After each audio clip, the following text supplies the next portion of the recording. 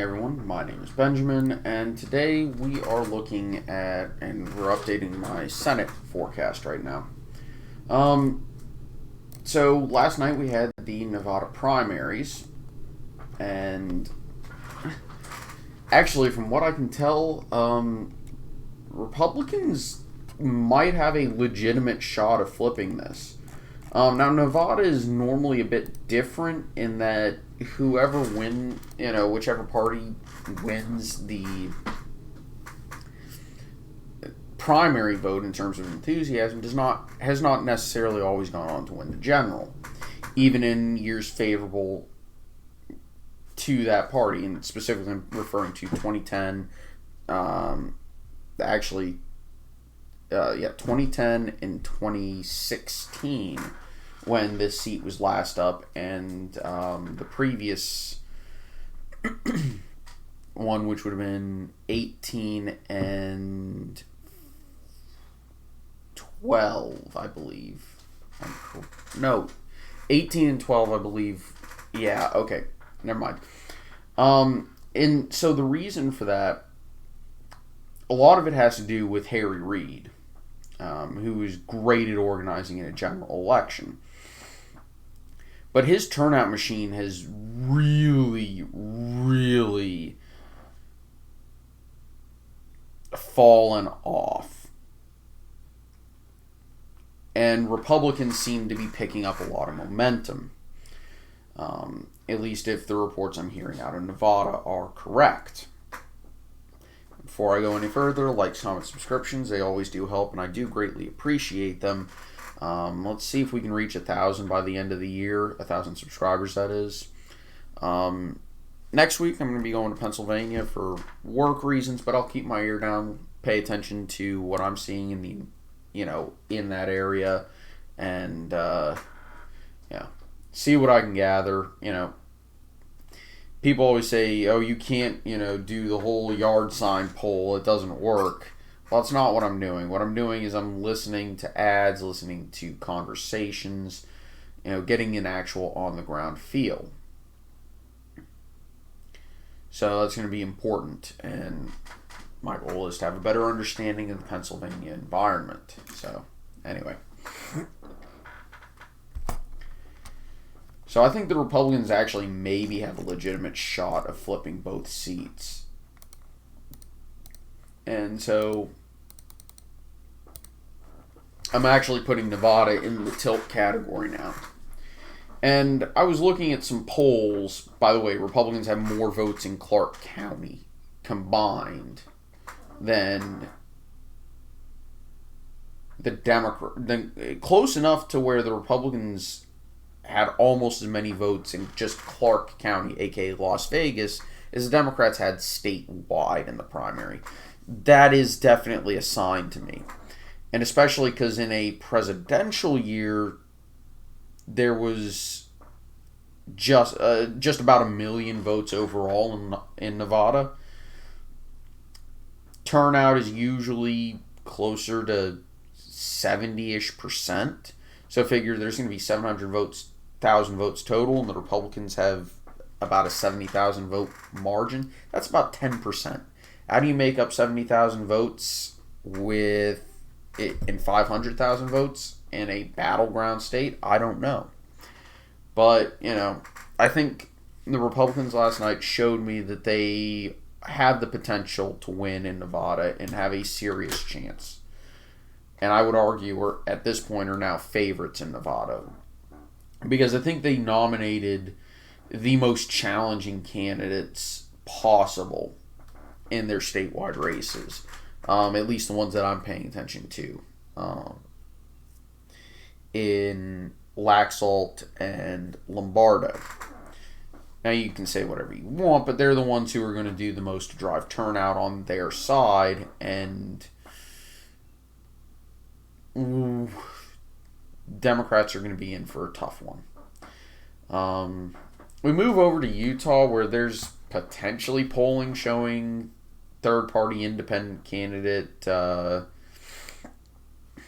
McMullin competing with incumbent Senator Mike Lee. And a lot of Democrats are hyping him up and trying to throw him a bunch of support. But that's the thing. McMullen is a conservative. Like, I'd actually argue he's more conservative than Mike Lee. The only reason why Democrats are throwing their support behind him is because he's a never-Trumper.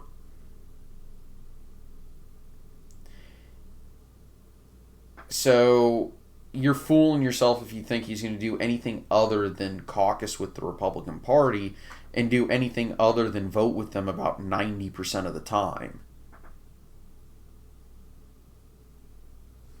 Mike Lee will occasionally reach across the aisle and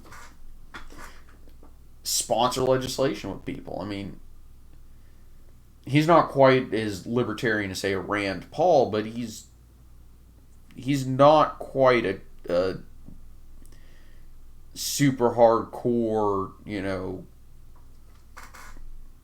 Pat Buchanan type conservative that I think a lot of Democrats think he is. So,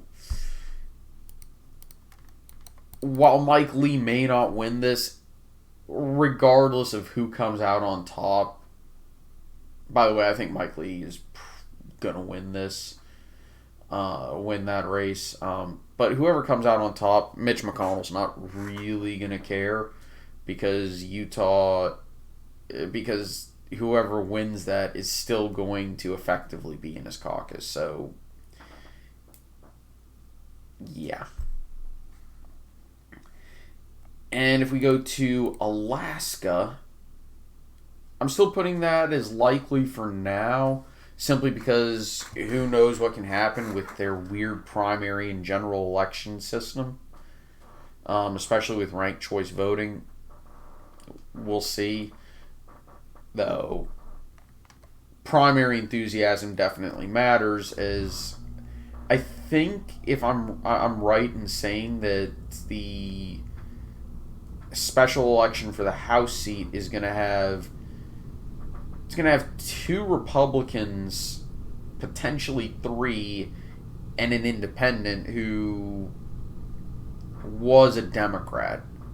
But it could also have a Republican, two Democrat, and two Republicans and two Democrats, effectively. And whoever's, last place gets eliminated in the general, right? And their second choice gets votes, right? So, we'll see. I think the Republicans are going to take that, but it could get weird. We'll move to Washington, simply because it's here. The only people polling that race are a progressive online web magazine, like the Northwest Progressive Institute or something like that. They're super left-wing. They're the only people polling it, and they're having public policy poll it. So, number one, there may be something in the messaging here. Two, so it may be a push poll to try and get more turnout on their side. It also might be that they're publishing it because, holy crap, we're finding our person is actually in danger.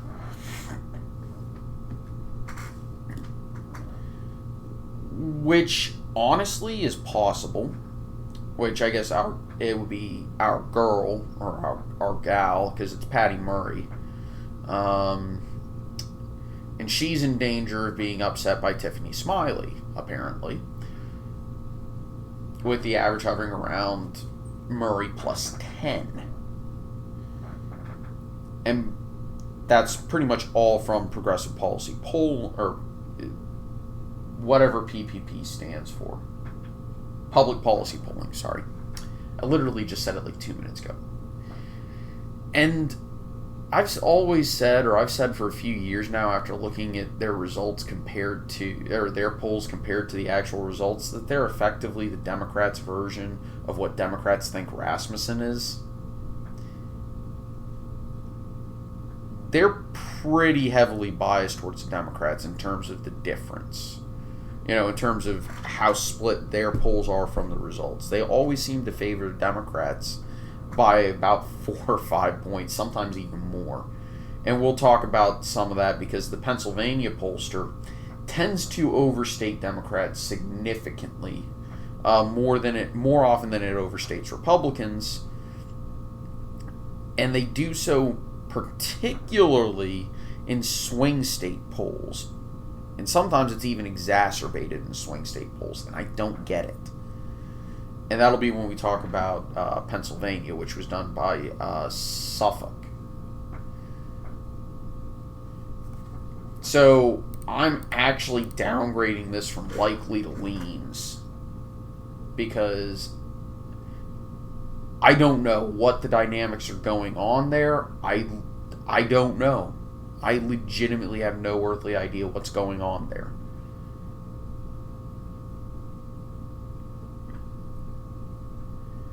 But the other reason why I'm confident enough to do that is because we just had a special election down in Texas. And guess what? Republicans way outperformed. So this special election was to fill the seat in Texas's 34th district, which was held by now former Representative Philemon Vea,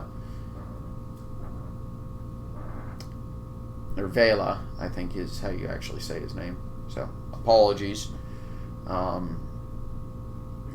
And that was using the old boundaries of the district, meaning it was a seat that was marginally competitive, right? At least that's what it was considered. Now, the reason why this is so significant is that was about a D+5 district in the modern accounting. And Flores, the Republican, won that by about 9%. So that's a 14-point swing. That's significant. She also avoided a runoff, which people were unsure if she was going to do. More importantly, she actually won Cameron County, which may not sound like a lot, but that's a heavily, heavily Democratic county. Like, Biden won it by over 10 last time, in 2020. It may have been closer to 20 points. Now, the new 34th, the district that Flores is going to run for re-election in, is, of course,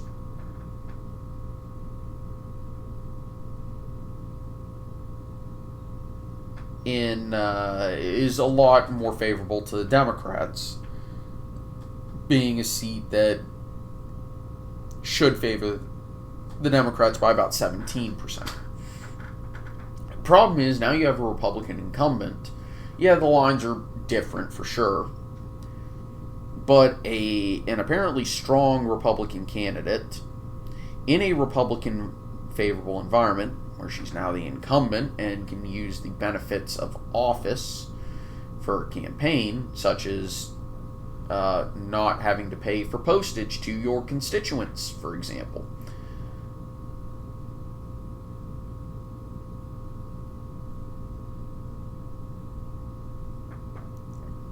That could be a little bit of an under-the-radar hold for the GOP.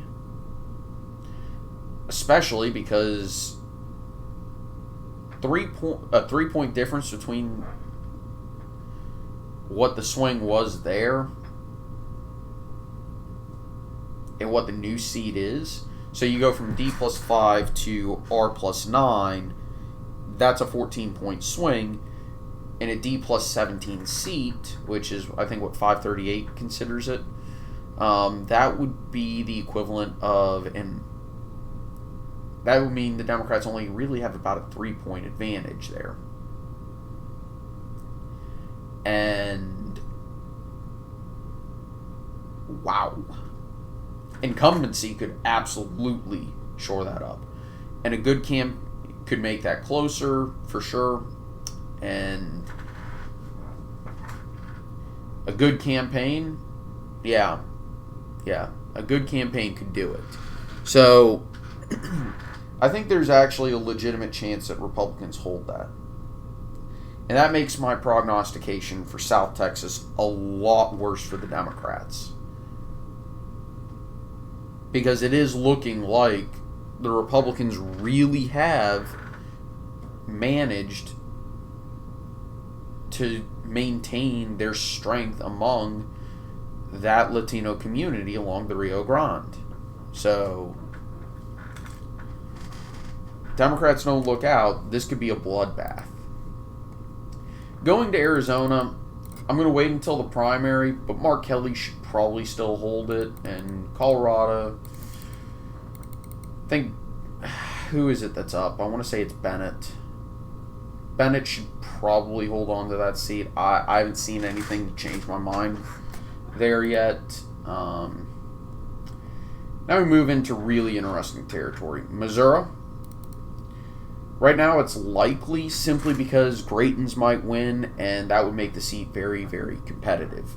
Just because he is that terrible of a candidate, but at the end of the day, he's not the front runner, and he's not in the same galaxy as any of the front runners. So, Missouri is likely for now. Once we have the primary and see who actually is a nominee, it'll almost certainly move into safe. Iowa, I don't really see Chuck Grassley losing, not in a Republican wave year. He's always been very good at campaigning in Iowa. The only poll showing the race competitive was an internal poll from his general election competitor. Every other poll showed him wiping out the competition, including one internal poll from one of the other Democrats that was showing Grassley wiping out that Democrat. Wisconsin, I want to wait till the primaries, but as always, I'm going to err on the side of the incumbent. Ron Johnson is a strong incumbent, and the driftless area is continuing to drift towards the Republicans, from what I understand, and we're probably going to see a little bit of a suburban rebound for the Republicans. Ohio. So, a lot of people were hyping up a poll release that showed Tim Ryan ahead of J.D. Vance. Number one, that was a poll released by Tim Ryan's campaign. So, grain of salt, number one. Number two, Republicans on average have about a 4-point lead in the generic ballot. A little bit less than that. It's about 3.5%.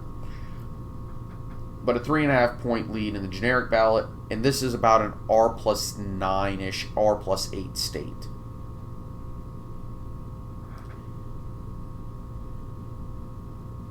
A good candidate can overcome a lot, but in this day and age, in this hyper-partisan era, a good candidate will not overcome a 14-point difference. You know, a 10 or 11 will not overcome a 10 or 11 point gap in a national election unless their opponent is also truly terrible. And so I've still got this as likely GOP.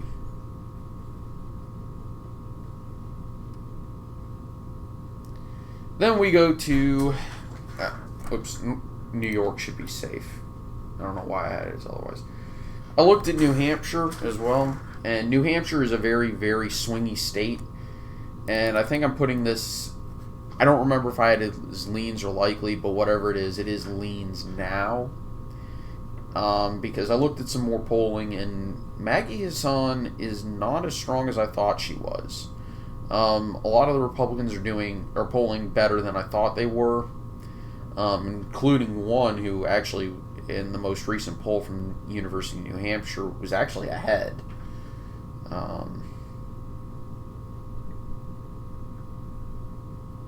So that's interesting. So, yeah, I think Sununu absolutely would have crushed her.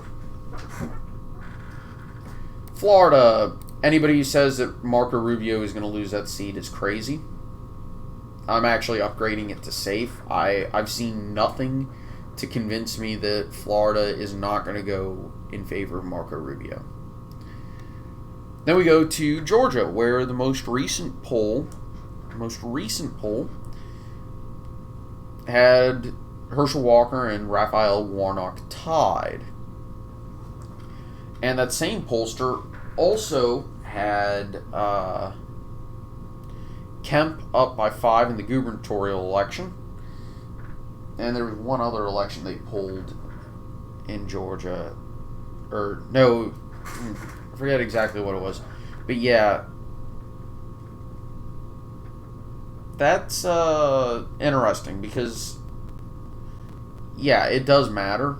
And it definitely is a benefit to Warnock. But the only other poll that showed him doing better than losing by 5 was a poll from a Democratic aligned firm, group. And the pollster, I think, was also known to pretty much only poll on behalf of Democrats. I'm still going to tilt this towards Walker. I think I may have upgraded it to leans, but yeah, I'm going to keep this as a leans to Walker. Like I said, don't underestimate the college football vote. Alright, so we go to North Carolina, where a recent poll from, I think it was Survey USA had Beasley up over Bud, which is interesting, but we also have to remember that North Carolina just ever so slightly leans towards the GOP. This is a Republican favorable environment, and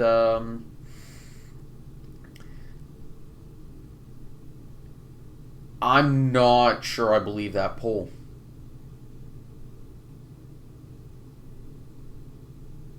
And plus, this is the first poll I've seen that has Beasley up.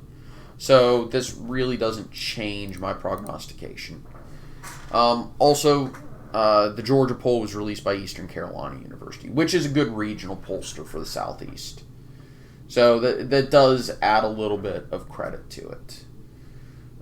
We go to Pennsylvania, and basically the only people that had polled this race before was Fetterman's campaign.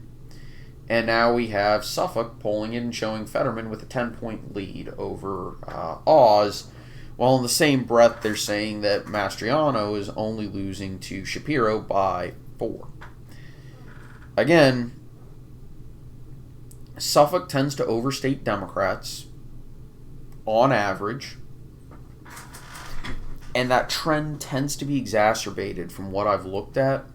It tends to be exacerbated in the swing states, meaning it's more exaggerated.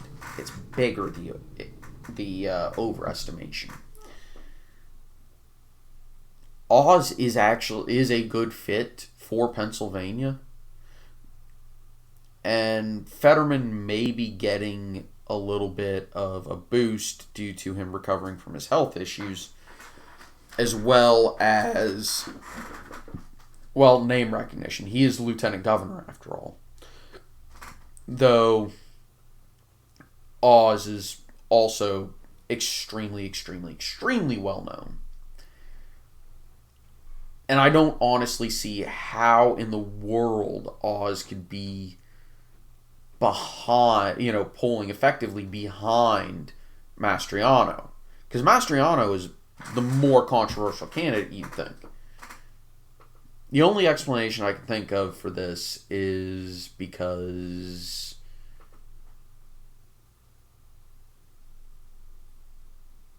I don't actually know. It may be because of his citizenship. I want to see more polling before I change my prediction that it's a tilt Republican seat. So, right now, this is where things stand. Though, Democrats, this is the year you need to fight. Because 24 is going to be really bad for you. Why do I say that? Well, seats that you'll have up, if you're a Democrat, in competitive states is Nevada, Arizona, Montana, potentially Minnesota, though it is Klobuchar, so grain of salt there, Wisconsin, Michigan, Ohio, Pennsylvania, West Virginia, Virginia, New Hampshire won't be. Maine will be, though that's also technically an incumbent. Maybe even New Mexico. By my count, there's 11 potentially competitive seats that are, or 11 competitive seats that aren't even marginally competitive, like, say, in a really good year in Oregon or a Colorado or maybe even in Illinois might be competitive for the Republicans. No. I'm talking actually true battleground competitive states or states that Trump won extremely heavily in the case of Ohio and West Virginia. That is a bit of a problem for the Democrats. I'd say you could pretty much wipe out 3 of those seats. So that would put Republicans, assuming my prediction here is correct, at 55. It means Republicans would have to, out of the other 8 seats, get 5 out of 8, which is about a 62%. They have to basically be batting .620. But every seat the Republicans pick up this year makes their math that much easier in 24 for picking up a filibuster-proof majority. And imagine if they managed to win the presidency in 24. With a House filibuster-proof majority and the presidency, Democrats need to make sure they do as well as they can this year. Because in 24, they're going to have a net loss of seats. Period. So, let's see what those seats are. Let's see. Let's say they lose Arizona and New Hampshire, which is, okay, it would be a bad year, but it would actually be a very bad year, but it could have been far worse, right? And they always expected that I think Democrats expected, okay, there's a chance we lose a seat or 2. And New Hampshire and Arizona are very competitive states to begin with, so losing those, okay, it happens. That's 54. Add in the seats that Republicans are almost certain to pick up in 2024. That would bring you to 57 seats total. That means Republicans only have to get 3 of 8. They don't even have to bat 500 anymore. I think it's 37.5. Yeah, 37.5. They have to bat 375. I'm no baseball expert, but 375, yeah, that's exceptionally good.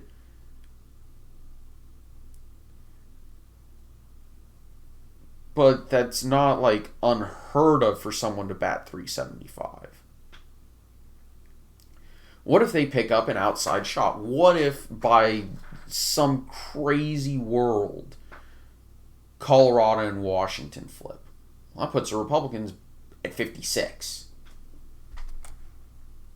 Just for emphasis, I'm just going to put that there to highlight it. 56.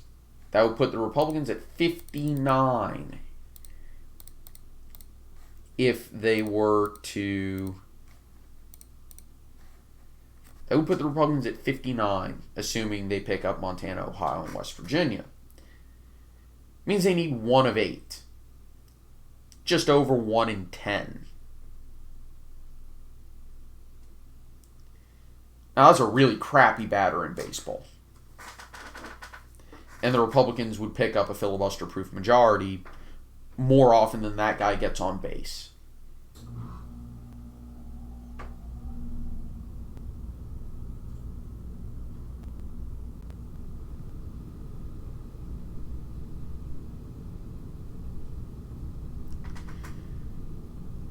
And honestly, if Colorado gets to the point where Colorado's flipping, we could reasonably be talking about a situation where Oregon, Illinois, Connecticut are competitive.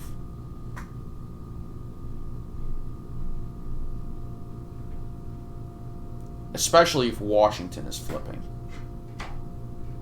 Because I'm not sure I believe the polls there yet. This is just kind of it's a placeholder, but it's also showing that this one pollster has been very consistent with the polls in this ballpark, and from special elections I've seen, as well as a generic ballot, it makes a lot more sense than it being a push poll.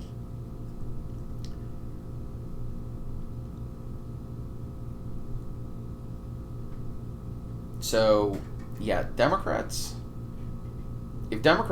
can't even lose anything more than, basically, if they have a net loss of more than 2, the chances of a Republican filibuster-proof majority are dangerous. They're not just, we can talk about them with a straight face, but it's not going to happen. Probably not going to happen. 2, yeah, that could happen. So right now, Democrats are teetering on the beginning of a worst-case scenario. Right now, their worst-case scenario is Republicans enter the 2024 cycle with 56 seats. That would be a worst-case scenario for the Democrats right now. When I was talking about their worst-case scenario is probably a net loss of 3. That's how bad things have gotten for Democrats since I last talked about a worst-case scenario for them.